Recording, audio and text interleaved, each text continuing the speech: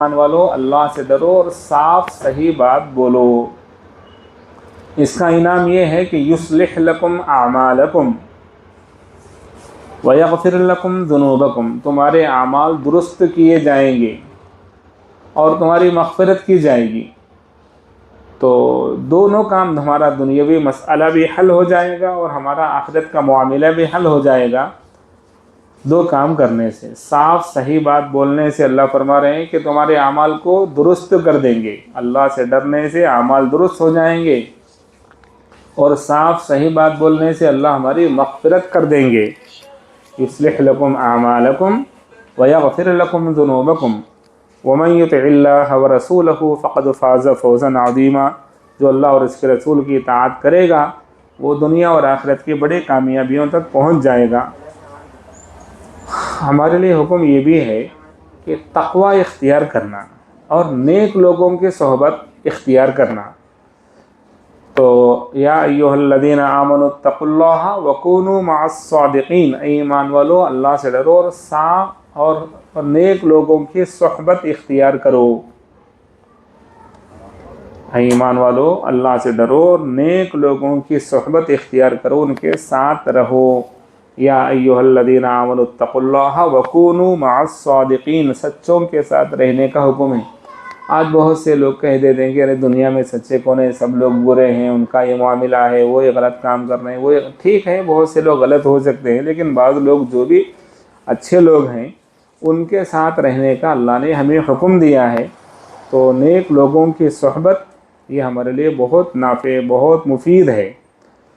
اس کے لیے قصہ کتابوں میں لکھا ہے۔ حضرت مولانا مفتی شعیب اللہ صاحب مفتاحی دامت برکاتہم جو بنگلور کے ہیں، انہوں نے کتاب لکھی ہے، اس میں ایک قصہ لکھا ہے حضرت مولانا شاہ محمد اشرف علی تھانوی رحمۃ اللہ علیہ کے مرید کا۔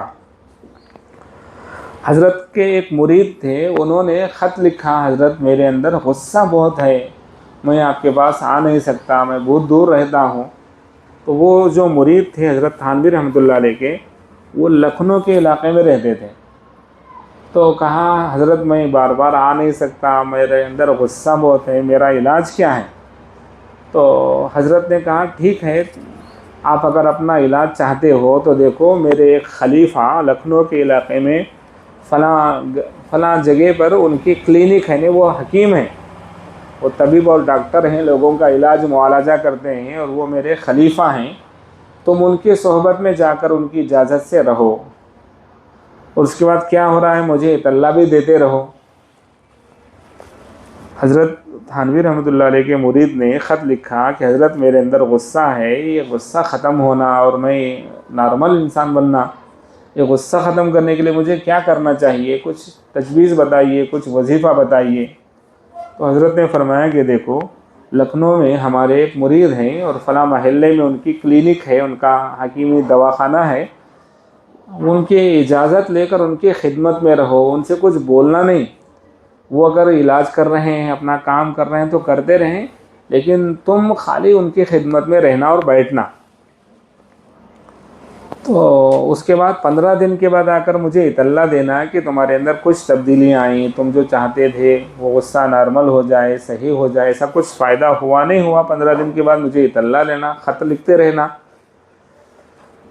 تو وہ مرید حضرت کا خط پا کر وہ محلے میں ڈھونڈتے ہوئے وہ متعینہ حضرت کے خلیفہ کے پاس پہنچے۔ وہاں ایک مطب تھا، علاج کلینک تھی، تو وہاں پہنچے اور حضرت کے بارے میں پوری اطلاع دی کہ حضرت نے مجھے آپ کی خدمت میں رہنے کا حکم دیا ہے، اجازت ہے تو میں آپ کی خدمت میں رہوں گا۔ تو ان حکیم صاحب نے کہا ٹھیک ہے ضرور رہو، حضرت کا حکم ہے تو میں کون روک سکتا ہوں۔ تو 15 دن حضرت کے پاس وہ دواخانے میں جا کر بیٹھے رہتے تھے۔ دواخانے میں حضرت کے پاس آتے تھے اور بیٹھے رہتے تھے، اور 15 دن کچھ پوچھنا نہیں، کچھ بولنا نہیں، خالی بیٹھے رہنا۔ خالی بیٹھے رہنے سے 15 دن کے بعد کیا ہوا، 15 دن کے بعد وہ پھر حضرت کو خط لکھا کہ حضرت میرے اندر تو غصہ کم ہوا ہے، اور لیکن عجیب بات یہ ہے کہ حکیم صاحب نے مجھ سے کچھ کہا نہیں، حکیم صاحب نے مجھ سے کچھ کہا نہیں لیکن میرا فائدہ ہو گیا حضرت، یہ کیا وجہ ہے؟ حضرت تھانوی رحمۃ اللہ علیہ کو خط لکھا تو حضرت تھانوی رحمۃ اللہ علیہ نے فرمایا کہ دیکھو انسان کے الانسان یعنی انسان یمیل علی نفسہ، یعنی انسان کے دل میں الاناء یترشح بما فیہ، یعنی چھاگل اور تھیلے سے وہی ٹپکتا ہے جو اس کے اندر ہو۔ تو وہ صاحب بڑے حلیم بڑے بردبار تھے، تو ان کے زندگی سے وہی جھلکتا رہتا ہے، الاناء یترشح بما فیہ، برتن سے وہ نکلتا ہے جو برتن کے اندر ہوتا ہے۔ تو ان صاحب میں حلم، نرمی، بردباری تھی، اس کا اثر آپ پر بھی ہوا۔ حدیث شریف میں ہے کہ انسان صحبت سے متاثر ہوتا ہے، پاس رہنے والوں سے متاثر ہوتا ہے۔ انسان نافرمانوں کے درمیان رہے گا تو نافرمان بن جائے گا عام طور پر، اور فرما برداروں کے درمیان رہے گا تو اس کے اندر اطاعت اور فرما برداری کا جذبہ آئے گا۔ حدیث شریف میں مثال دی گئی ہے کہ جو لوگ اونٹوں کے پاس رہتے ہیں تو ان کے اندر کبر و تکبر آتا ہے، اور جو لوگ بکریوں کے پاس رہتے ہیں ان کے اندر نرمی اور تواضع آتی ہے۔ اونٹوں کے پاس رہنے والوں میں تکبر، اور بکریوں کے درمیان بکریاں چرانے والے، خریدنے والے، فروخت کرنے والے، ان کے درمیان تواضع کی وجہ کیا ہے؟ وجہ یہ بتائی جاتی ہے کہ مسکین جانور کے ساتھ رہنے سے آدمی کے اندر بھی مسکینی آتی ہے۔ ایک ساعت صحبت با اولیاء بہتر 100 سالہ طاعت بے ریا۔ نیک انسان کی ایک تھوڑی دیر کی صحبت، نیک انسان کے تھوڑی دیر کی صحبت خالی یعنی 100 سال کی عبادت سے بہتر ہے۔ 100 سالہ طاعت بے ریا، 100 سال 1000 سال کی عبادت سے بہتر ہے۔ تو ایک نیک لوگوں کی صحبت انسان کو بہت اچھا اور محبوب بنا دیتی ہے۔ کیا ہوتا ہے اس سے؟ تو انسان کو دین پر چلنے کا جذبہ آتا ہے۔ دین پر چلنا ایک کام ہوا، لیکن دین پر چلنے کا جذبہ نیک لوگوں کی صحبت کی وجہ سے آتا ہے۔ تو ایک مرید کے بارے میں بتایا جاتا ہے کہ حضرت جنید بغدادی رحمۃ اللہ علیہ کے پاس 10 سال خدمت میں رہا، 10 سال خدمت میں رہا، اور اس کے بعد وہ جانے لگا۔ تو حضرت نے پوچھا کہ بھائی جا رہے ہو؟ کہ ہاں حضرت جا رہا ہوں۔ تو انہوں نے پوچھا کہ بھائی کیوں آئے تھے اور کیوں جا رہے ہو؟ تو ان صاحب نے کہا کہ دیکھو میں حضرت آپ کے پاس سنا تھا کہ آپ بہت بڑے بزرگ ہیں، تو میرا ذہن ایسا تھا کہ کچھ کرامتیں وغیرہ دیکھنے کا چانس ملے گا، کرامتیں وغیرہ دیکھنے کے لیے میں آیا تھا۔ تو حضرت میں کرامتیں دیکھنے کے لیے آیا تھا لیکن کچھ کرامت تو دکھی نہیں، اب میں جا رہا ہوں، رہ کے کیا فائدہ؟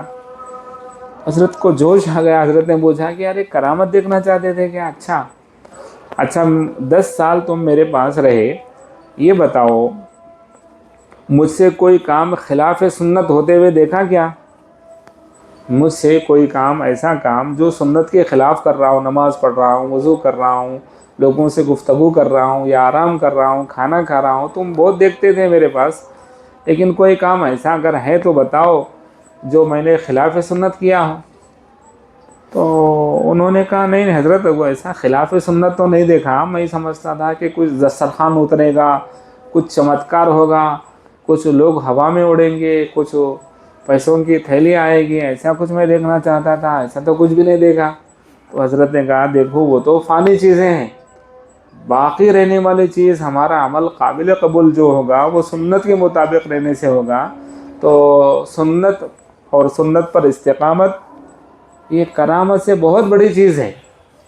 سنت پر استقامت، سنت کا اہتمام یہ کرامت سے بہت بڑی چیز ہے۔ تو بہت ادب سے گزارشیں کی جاتی ہے کہ ہم سب چاہتے ہیں کہ ہم اپنے گھروں میں سکون و برکت آئے۔ اس کا ایک آسان کام ہے، جب بھی ہم کسی کام سے باہر جائیں تو جب گھر میں داخل ہو رہے ہوں تو گھر میں داخل ہونے کی دعا ضرور پڑھنا چاہیے۔ اس سے فائدہ یہ ہوگا کہ شیطان ہمارے ساتھ گھر میں نہیں آئے گا۔ گھر میں داخل ہونے کی دعا تو الحمدللہ سب کو معلوم ہے، اللہم انی اسألک خیر المولج و خیر المخرج، بسم اللہ ولجنا و بسم اللہ خرجنا وعلی اللہ ربنا توکلنا۔ اگر ہم اس کا اہتمام کریں گے تو ہمارے ساتھ گھر میں بگاڑ پیدا کرنے والا ہمارا دشمن شیطان ساتھ نہیں آئے گا۔ تو گھر میں داخل ہونے کی دعا پڑھنا، اور اس کے علاوہ حتی الامکان حتی المقدور باوضو رہنے کا اہتمام کرنا، تو اس سے ہوگا کہ انسان سنت پر عمل کرنے والا ہوگا، گھر میں سکون حاصل ہوگا۔ اور ہم اپنی زندگی میں خیر و برکت چاہتے ہیں تو ایک درخواست یہ کی گئی سنت کا اہتمام کرنا، اور خاص طور پر گھر میں داخل ہوتے وقت دعا پڑھنے کا اہتمام کرنا۔ اور حضرت مولانا مفتی شفیع صاحب رحمۃ اللہ علیہ، جو دارالعلوم دیوبند کے بہت بڑے استاذ اور مفتی رہ چکے ہیں، اور معارف القرآن جو قرآن شریف کا ترجمہ ہے انہوں نے کیا ہے، حضرت مفتی شفیع صاحب رحمۃ اللہ علیہ، تو دیوبند کے دارالعلوم دیوبند کے بڑے استاذوں میں ان کا شمار ہے، اور دنیا سے پردہ فرما گئے۔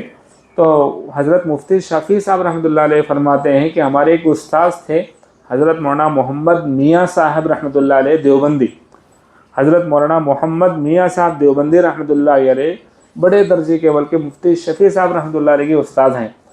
عصر کی نماز کے بعد ان کے پاس مجلس جمتی تھی، لوگ آتے تھے، مجلس میں بیٹھتے تھے، اور وہ لوگ اپنی گفتگو کر رہے ہیں، کوئی قصہ سنا رہا ہے، کوئی لطیفہ سنا رہا ہے۔ حضرت مولانا محمد میاں صاحب رحمۃ اللہ علیہ میں نرمی تھی، سختی سے ٹوکتے نہیں تھے، لیکن بہت زیادہ لوگ گفتگو کرنے لگے، مسائل کی تحقیق بھی ہوتی تھی، اچھی باتیں بھی ہوتے تھے، لیکن لمبے فضول باتیں۔ حضرت کو محسوس ہوا کہ ذرا گفتگو بہت لمبی ہو رہی ہے، اب کیا کریں، کسی کو روکنا، گفتگو کے درمیان ٹوکنا مناسب نہیں ہے، تو کیا کرنا۔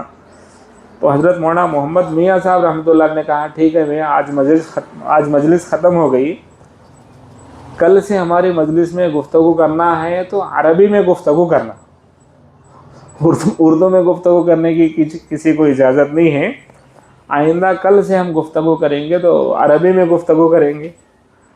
تو ٹھیک ہے، اب وہ حضرت کی بات تھی، شیخ کی بات تھی، تو لوگ خاموش ہو گئے۔ اگلے دن آئے، بہت لوگ بیٹھے ہوئے ہیں لیکن کوئی کچھ بات نہیں کر رہے ہیں۔ بہت دیر کے بعد ایک صاحب نے تھوڑا ٹوٹی پھوٹی عربی میں ایک مسئلہ پوچھا تو حضرت نے جواب دیا، پھر خاموشی۔ اور بہت دیر کے بعد ایک صاحب نے کچھ ضروری بات پوچھی، وہ بھی آدھی بات پوچھی، حضرت نے بہرحال پورا جواب دیا۔ تو پوری مجلس میں 3-4 گفتگو ہوئی، 3-4 سوالات ہوئے، اور پھر اس کے مختصر جوابات ان کو مل گئے۔ وہ 2 دن ہوا، 3 دن ہوا، 4 دن ہوا، بہت لمبا ایسے ہوتا رہا۔ مجلس میں لوگ آ رہے ہیں لیکن گفتگو کرنے کا زیادہ موقع نہیں، سننا بولنا زیادہ نہیں ہو رہا ہے۔ تو کچھ دنوں کے بعد ایک صاحب نے عرض کیا حضرت یہ عربی کی گفتگو یہ شرط نئی شرط ہے، یہ شرط سے ہم بہت پریشان ہیں، یہ اس کی وجہ کیا ہے حضرت؟ تو حضرت مولانا محمد میاں صاحب رحمۃ اللہ نے فرمایا کہ دیکھو ہم اس نتیجے پر پہنچے ہیں کہ ہم بہت سی باتیں فضول بول رہے ہیں، ضرورت کی بات ہے تو انسان عربی سیکھ کر بھی بول سکتا ہے، ضرورت کی بات ہے تو عربی میں جو چیز ہے پہلے سے تیاری کر کے بھی بول سکتا ہے۔ تو دیکھو ہماری عمر 40 50 55 سال 60 سال ہو رہی ہے، اور ہم اتنے فضول گفتگو کر رہے ہیں، وہ بات جو 5 جملوں میں مکمل ہو سکتی ہے اس کو 15 جملے بنا رہے ہیں، وہ بات جو 10 جملوں میں ہو سکتی ہے اس کو 50 جملے بنا رہے ہیں۔ تو یہ وقت اللہ کی جانب سے دیا گیا انعام ہے، اور حدیث شریف میں قرآن مجید میں اللہ نے فرمایا کہ مسلمان آدمی وہ ہے والذین هم عن اللغو معرضون، بیکار باتوں سے پرہیز کرتے ہیں۔ اور اسلام کی خوبیوں میں سے اور اعلیٰ درجے کی باتوں میں سے ہے کہ انسان ان تمام چیزوں سے پرہیز کرے